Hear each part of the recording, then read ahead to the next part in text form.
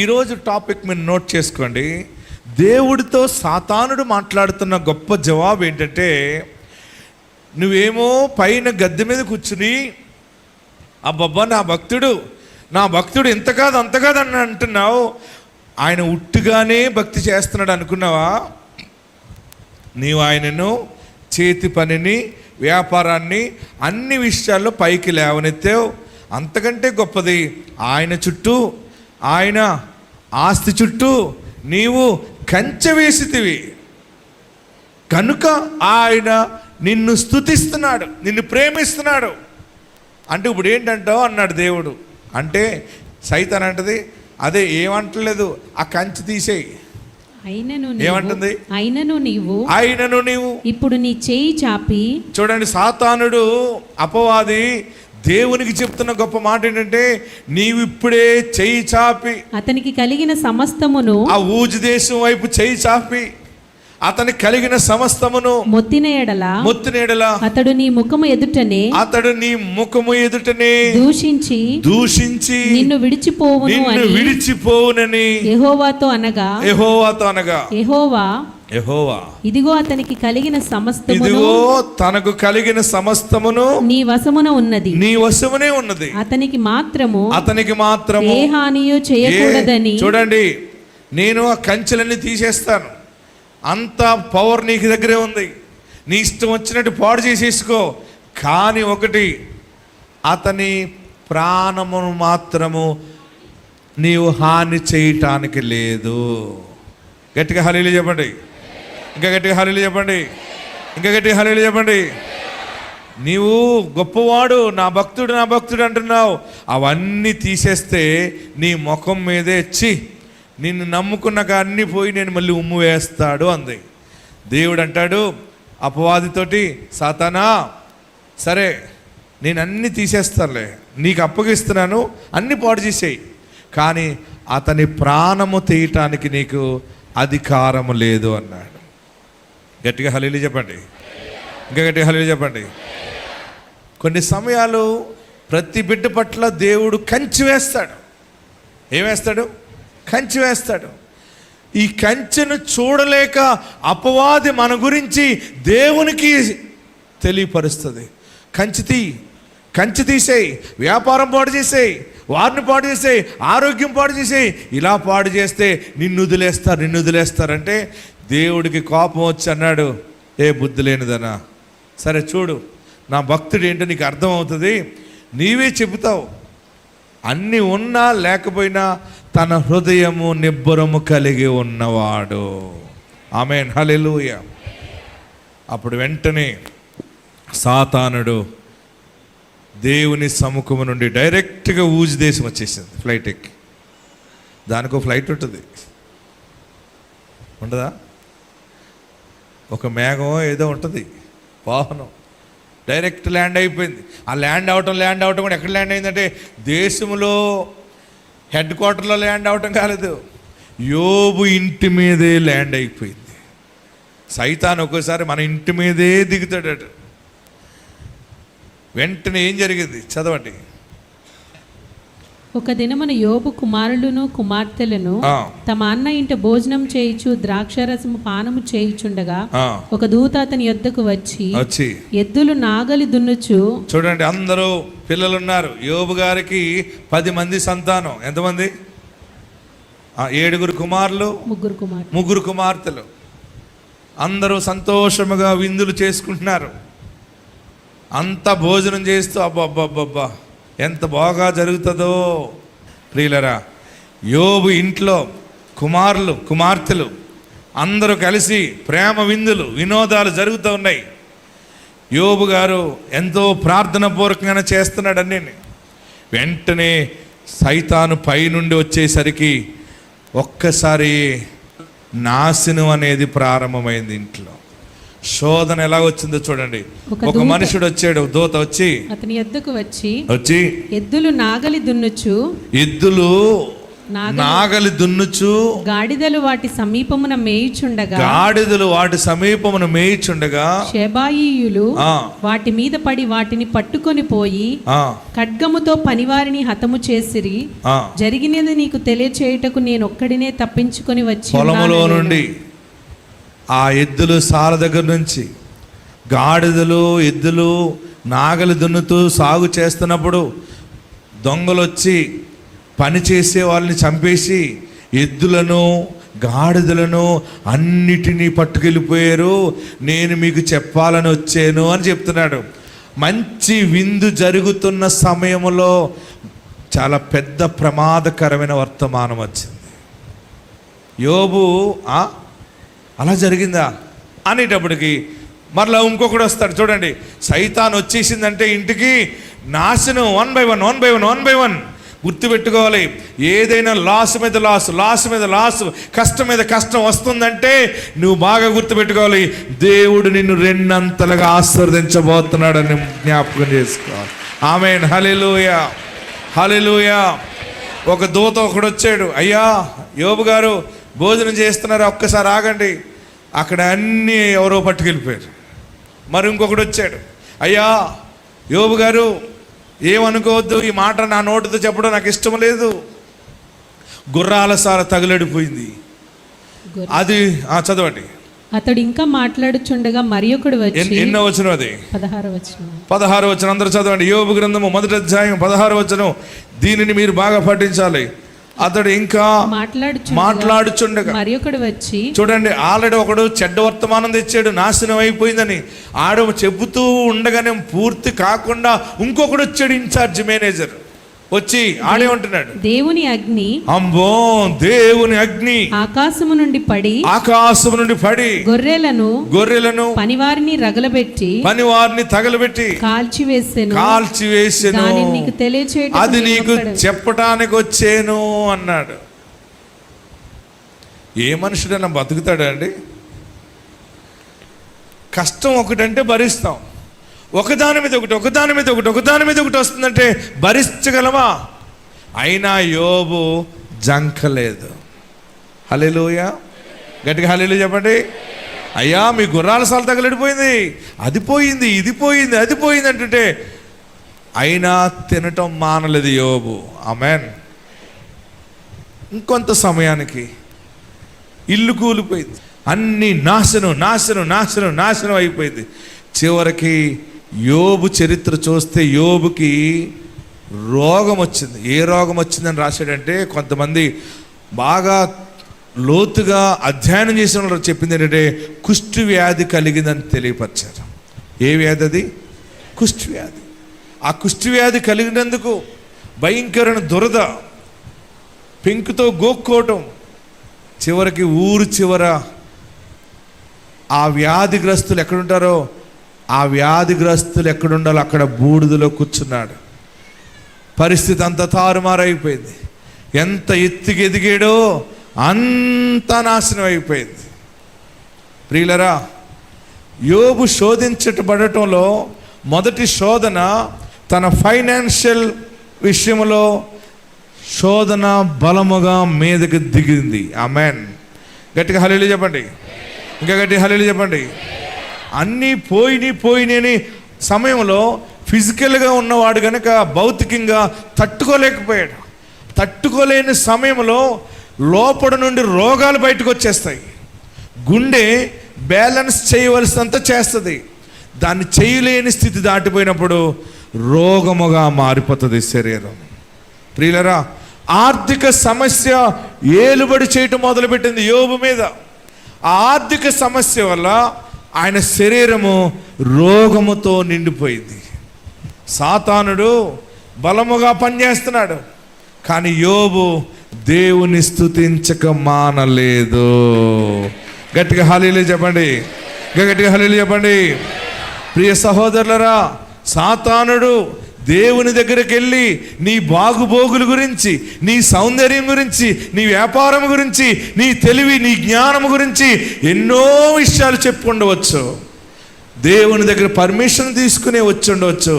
నీకు ఆర్థికంగా, అనారోగ్యపరంగా నీకు అన్ని రకాలుగా దారులు మూసుకుపోయినాయి అంటే దేవుడు బలమైన కార్యము నీ పట్ల చేయబోతున్నాడు.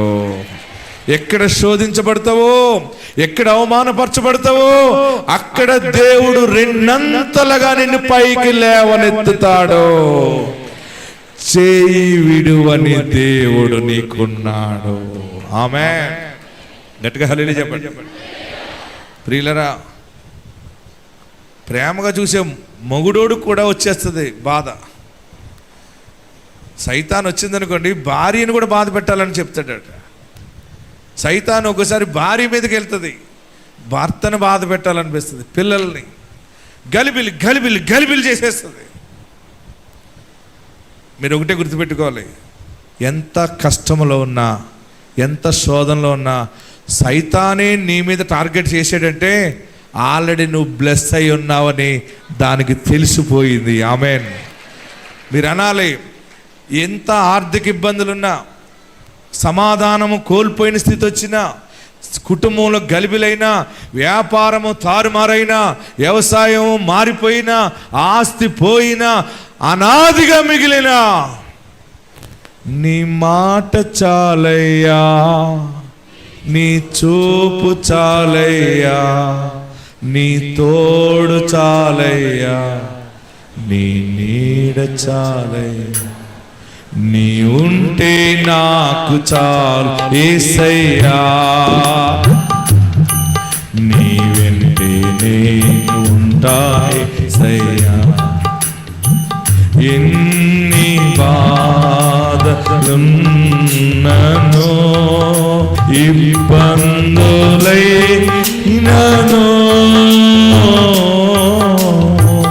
ఎంత కష్టమో వచ్చినా, నిష్ఠురమైననో. పడతాం. ఎన్ని బాధలు ఎన్నున్నా,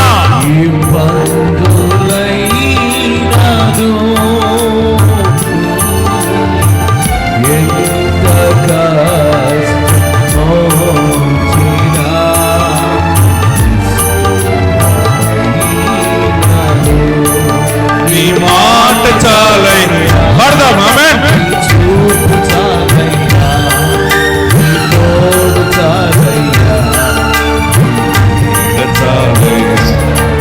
నీ మాట చాలయ్యా, నీ చూపు చాలయ్యా, నీ తోడు చాలయ్యా, నీ నీడ చాలయ్యా. హల్లెలూయా. సాతానుడు దేవుని దగ్గర దేవుణ్ణి ఎంత రెచ్చగొట్టేశాడంటే, నీవు పక్షపాతివి. ఏంటి? నీవు ఒక్కరినోలా చూస్తావు, ఒక్కరినోలా చూస్తావు. యోబునంత స్పెషల్గా చూస్తున్నావు అంటే నీవు పక్షపాతివి. దేవుడు పక్షపాత. అపోస్తలుడైన పౌలు ఏమంటాడు చూడండి ఒకసారి. అపోస్తలుడైన పౌలు 10వ అధ్యాయం 34వ వచనంలో, దేవుడు పక్షపాతి కాడు. Acts chapter 10 verse 34. దేవుడు పక్షపాతి కాడని, దేవుడు పక్షపాతి కాడని నిజముగా గ్రహించి ఉన్నాను. నిజముగా గ్రహింపు. ఆమేన్. సాతాన్ అంటది, నువ్వు కంచి వేసావు. యోబుకి వేసినట్టు ఎవరికైనా వేసావా? యోబుని మీదే మాట్లాడుతున్నావు. దేశంలో ఇంకెవరు లేరా? నీకు ఆ యోబు యోబు యోబు యోబు అంటూ చెప్తున్నావు. దేవుని రెచ్చగొడితే దేవుడు అన్నాడు, సరే వెళ్ళి చూసుకురా అన్నాడు. శోధన మన దగ్గరికి వచ్చిందనుకోండి, మీకు తెలియని గొప్ప మర్మం ఏంటి చెప్పనా? మీ గురించి వాడు ఓర్చుకోలేక తట్టుకోలేక దేవుడి దగ్గరికి వెళ్ళి పర్మిషన్ తెచ్చుకుని నిన్ను బాధ పెడుతున్నాడని మర్చిపోకు. అంటే నీ సీన్ మామూలు సీన్ కాదనమాట. నీ పట్ల దేవుడి ప్రణాళిక బలముగా ఉన్నది. హల్లెలూయా. గట్టిగా హల్లెలూయా చెప్పండి. నిజమైన కష్టాలు, శోధనలు ఎలాగొస్తాయంటే, ఇది నువ్వు నాశనం అయిపోవటానికి, చనిపోవటానికి, సూసైడ్ చేసుకోవటానికి రావయ్యి. నువ్వు రెండంతలుగా దీవించబడబోతున్నావు. ఈ సంవత్సరం మనకు వాగ్దానం ఉంది. అందుకనే నీవు ఆర్థికంగా బాధపడుతున్నావు. మీకు ఫైనాన్షియల్ స్ట్రగుల్ కొంతమందికి వచ్చింది, ఎందుకో తెలుసా? ఆర్థికంగా డబ్బులు సరిపోవట్లేదు, టైట్ టైట్ టైట్ అంటే ఆల్రెడీ దెయ్యం వచ్చి నీ ఇంట్లో పనిచేస్తుంది అనమాట. ఆమేన్. సమయము బాగుగా లేనప్పుడు, కష్టాలు బాధలు నీ మీద ఏలుబడి చేస్తున్నప్పుడు, దుష్టుడు గలిబిలు చేస్తున్నప్పుడు, నీవు ఆ శ్రమలో గొప్ప ఆయుధము మౌనముగా ఉండుట, సహనముగా ఉండుట. నీవు నెమ్మదిగా ఉంటే నీ పక్షముగా దేవుడు యుద్ధము చేస్తాడు. ఆ శ్రమల కాలములో ఆయన రెక్కల చాటున మనం భద్రముగా ఉంటాం. సమయం ఆసన్నమైనప్పుడు, శోధన కాలం కంప్లీట్ అయిపోయినప్పుడు, అక్కడే ఎక్కడ బాధపడ్డావో అక్కడే దేవుడు తలగా నిన్ను పైకి హెచ్చిస్తాడు. ఈరోజు ఒక అంశం ఏంటంటే, యోబు స్థితి మంచిగా ఉన్నప్పుడు శోధన ప్రారంభము, వ్యాపారము డౌన్ అయిపోయింది, ఫైనాన్షియల్గా ఆర్థికంగా నలుగుడు స్టార్ట్ అయింది, తారాస్థాయికి వెళ్ళిపోయింది. రెండవది రోగం వచ్చింది, భార్య కూడా యోబుని బాధ పెట్టింది. అయినా యోబు దేవుణ్ణి స్తుతించకుండా ఉండలేదు. గట్టిగా హల్లెలూయా చెప్పండి. నేను అనుకుంటాను, ఏదైనా కష్టం వచ్చిందంటే, ఏదైనా బాధ వచ్చిందంటే మనల్ని బాధ పెట్టేవాడు దుష్టుడు. ఆ దుష్టుడికి పర్మిషన్ దేవుడు ఇవ్వాలి. దేవుడు పర్మిషన్ దుష్టుడికి ఇవ్వాలంటే, దుష్టుడు లోకములో ఉన్న వాళ్ళందరికంటే మన మీద ఎక్కువ వెలుగు ఆశీర్వాదం ఉందని గమనించగలిగిన వాడు సాతానుడు. అందుకని ఇంత శోధన వచ్చిందని గర్వపడతాను నేను. ఆమేన్. మీరు బాధపడుతున్నారంటే, ఎవరికి లేని కష్టాలు నాకే వచ్చినాయి, ఎవరికి లేని బాధలు నాకే వచ్చినాయి అని ఇలాగా తుడుచుకుంటూ పెట్టుకున్న కాటికి అంతా కరిగిపోయి ముఖం నల్లగా అయిపోయి ఏడుస్తూ ఉన్నవేమో. దేవుడు నీ పక్షముగా ఉన్నాడు, దేవుడు నీ పక్షముగా ఉన్నాడు. దానికి నేను సాక్షిని. మీరు నా పక్కన నిలబడి ఎలుగెత్తి సాక్ష్యం చెప్పబోతున్నారు. దేవుడు నిన్ను విడువాడు, దేవుడు నీ కుటుంబాన్ని విడువాడు. ఎంత పెద్ద పోరాటం వచ్చినా న్యాయము తీర్చేవాడు నీ పక్షముగా ఉన్నాడు. అందరూ నోట్ చేసుకోండి. శ్రమలు, బాధల్లో, సమస్యల్లో, ఫైనాన్షియల్, అలాగే హెల్త్ పరంగా ప్రాబ్లమ్స్ ప్రారంభమైనవి అంటే యోబు శ్రమలో ఉన్నావని గమనించుకో. యోబుని దేవుడు శ్రమలలో తోడుగా ఉన్నాడు. యోబుని దేవుడు రెండంతలుగా ఆశీర్వదించాడు. అందరూ కూడా ఎక్కడున్నవారు అక్కడే లేచి నిలబడదాం. ఎక్కడున్నవారు అక్కడే లేచి నిలబడి నమస్కరించండి. నీతోనే దేవుడు మాట్లాడాడు, నీతోనే ముఖాముఖిగా మాట్లాడుతున్నాడు. ఎంత సంపాదించినా ఉండట్లేదని ఏడుస్తున్నావు. ఏమవుతుందో తెలియట్లేదు. ఈ డబ్బులు వస్తున్నాయి, రావటం ఎలాగపోతుందో తెలియట్లేదు, ఏమైపోతుందో తెలియట్లేదని అనుకుంటున్నావు కదా. దుష్టుడు చెలరేగుతున్నాడు, దేవుని హస్తము నీ పక్షముగా ఉంది. జస్ట్ నువ్వు ఆశీర్వదించబడటానికే శోధించబడుతున్నావు. నేను ఎలాంటి బ్రతుకు బ్రతికాను, నేను ఏ ఇంటి నుంచి వచ్చాను, ఏంటి నాకు ఈ కష్టము, నా తండ్రి ఎలా పెంచాడు నన్ను, నా భర్త ఎలాగ చూసుకునేవాడు నన్ను, నేను ఎటువంటి బంగారం కలిగి ఉండేదాన్ని, ఎటువంటి ఆస్తిని కలిగి ఉండేవాడిని, ఎటువంటి ఉద్యోగం నాది అని అనుకుంటున్నావా? శ్రమల్లో అన్ని తలపోసుకుని ఏడుస్తున్నావు కదా. గుర్తుపెట్టుకో, యోబు శోధన నీ మీదకి ఆవరించింది. ఈ శోధన రెండంతలుగా ఆశీర్వదించబడటానికి వచ్చింది. రెండంతల ఆశీర్వాదం కొరకే శోధన. భయపడకు, భయపడకు. సూటిగా ఆయన నీతో మాట్లాడుతున్నాడు. రెండు చేతులు పైకెత్తి, అందరూ కూడా రెండు చేతులు పైకెత్తి, స్ట్రైట్గా పైకెత్తి. నీవు పక్షపాతివి కాదు, నువ్వు నా పక్షముగా ఉన్నవాడివి. నిజమే, వాక్యము నీతో మాట్లాడిదని నువ్వు నమ్మితే జ్ఞాపకం చేసుకో. అందుకని నన్ను ఇక్కడ తోడుకొచ్చావు. ఇలా మాట్లాడాలి. ఈ మాట నేను వినకపోతే ఏమైపోతానో అని మాట్లాడేవా కరుణామయుడా? అందరూ రెండు చేతులు పైకెత్తి. నువ్వు ఒంటరివి కావు, ఎందుకు ఏడుస్తున్నావు? నేనేం పాపం చేశాను ఇంత కర్మ అనుభవించటానికి? నేనేం పాపం చేశానని అనుకుంటున్నావా? గుండె నిండా దుఃఖం. నాకేంటి రోగం? నా బిడ్డకే ఈ శోధన. చేతులు దించండి, నమస్కరించండి.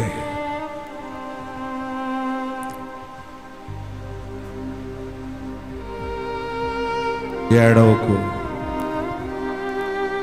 పారిపోకు. పారిపోవాలనుందా? ఎవరికి చెప్పకుండా ఒంటరిగా ఎక్కడికైనా వెళ్ళిపోవాలని అనిపిస్తుందా? నా వల్ల కాదు ఇన్ని బాధలు పడటం, నేను అడ్జస్ట్మెంట్లు నేను చేయలేను, ఇన్ని మాటలు నేను పడలేనని ఏడుస్తున్నావా? నీతోనే దేవుడు మాట్లాడుతున్నాడు. ఒకప్పుడు ఓ బ్రతుకు బ్రతికేవు, ఇప్పుడు ఈ బ్రతుకు బ్రతుకుతున్నావు. గుర్తుపెట్టుకో, మరొక 2 ఆశీర్వాదం బ్రతుకులో నువ్వు అడుగు పెడతావు. నీవు అనాథివి కావు. అయ్యో నాకు తండ్రి ఉంటే నాకు ఈ కష్టం ఉండినా, నాకు తల్లి ఉంటే ఈ కష్టం ఉండినా అని ఏడుస్తున్నావా? దేవుడే నీతో మాట్లాడుతున్నాడు.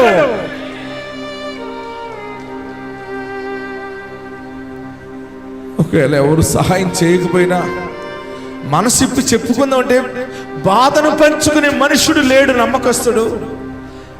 భార్య లేదు అని ఏడుస్తున్నావేమో. జీవ గ్రంథము ద్వారా దేవుడితో మాట్లాడుతున్నాడు. ఆయన నీ పక్షముగా ఉన్నాడు. యోబు శోధించబడి దరిద్రం ఎత్తిపోయినా మరలా ఆ దుష్ట శక్తి దేవుని ఎదుట సాక్ష్యం ఇచ్చింది. అటువంటి నీతిమంతుడిని నేను ఎక్కడ చూడలేదు అన్న వెంటనే దేవుడు 2 ఆశీర్వాదము ఆ ఊజు దేశములను యోబుకి ఇచ్చేవడం మొదలెట్టాడు. ఎక్కడ శ్రమ, ఏ ఇంటిలో కన్నీరు కార్చవో అక్కడే, ఆ స్థలంలోనే, ఆ ప్రదేశంలోనే దేవుడు నేను అధికారిగా చేయబోతా ఉన్నాడు. మరలా నీ వ్యాపారము తిరుగుతుంది, నీ వ్యవసాయము, నీ ఆక్వాకల్చర్, ఏ రంగమైనా 2 అభివృద్ధిలోకి వస్తుంది. గాలియే గాని, వర్షమే గాని రాకపోయినా నీ లోయ నేలతో నిండుతుంది. నమస్కరించండి.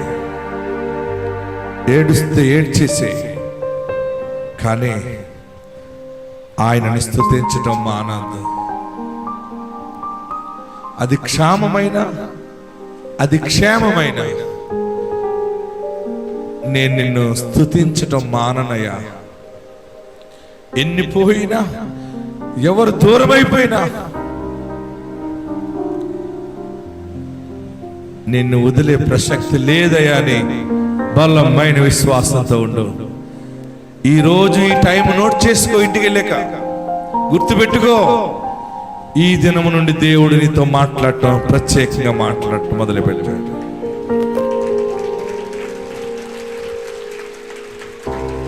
ఒక వెలుగు నీ ఇంటి మీద ఉంది.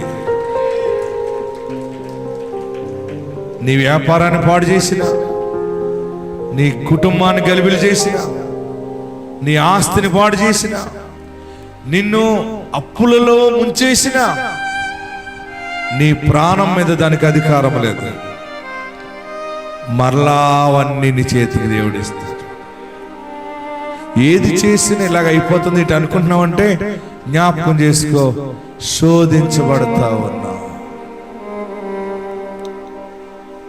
ప్రార్థన చేద్దాం. నీ విశ్వాస పరీక్ష జరుగుతుంది. విడువబడవు. ఎవరికి చెప్పుకోలేక ఒంటరిగా ఏడుస్తున్నావు కదా. నీకు పరమ తండ్రి ఉన్నాడు, నువ్వు ఒంటరివి కావు. నీకు పెద్ద కొండ, కోట ఉంది.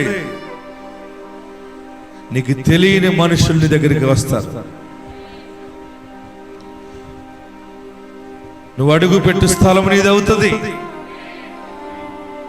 ఎన్నో వాగ్దానాలున్నాయి, నెరవేరుతాయి. అందరం ప్రార్థనలో ఉందాం, కల్వరి ప్రేమను తలంచుకుంటూ. ప్రభువా, నాతో మాట్లాడావు. ఈ పరీక్షలో నేను బలముగా నిలిచే బలమేవాడి. దుష్టుడు నన్ను ఎంతగా విశ్వాస పునాదిని కదిపినా నేను కదలను. నా విశ్వాసము కదలకుండా కాపాడుకుంటానని తీర్మానం చేసుకుని ప్రార్థన చేయి.